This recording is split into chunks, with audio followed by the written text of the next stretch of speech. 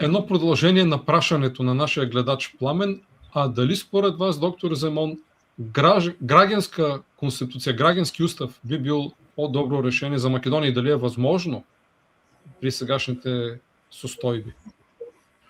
Оригиналниот текст на Охридскиот рамковен договор од 2001 година за преамбулата предвидуваше граѓански устав. Не се спомнуваше ниге на заедница во преамбулата на оригиналниот текст на Охридскиот договор.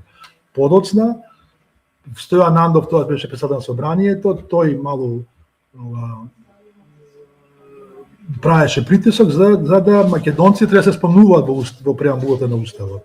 На тоа албанците се представија како се македонци мора да бидат албанците, нели, и после повторно сите ги спомена овие другите што се уште 5, значи турци, власи, бошњаци, роми и срби. И така и другите остана, и јас сум апсолутно дека еден од моето мото е секогаш било, можеби се сеќаат Атанас, од другите кои сме со форумот, или сите заедници, или ниту една заедница во преамбула. Не може некој да е, некој да не е, тоа генерира дискриминација. И тоа е суштината што Македонија могу да не разбира. Кога се чита документот од преговарашката рамка со Европската унија, таму не се спомнува дека треба бугарите по притисок на Бугарија да влезат, не се спомнува дека во Македонија преамбулата прави дискриминација, и тоа се спомнува дискриминацијата, говорот на омраза се спомнува и социјалната ексклузија. Значи тие три елементи мора да се става и образованието.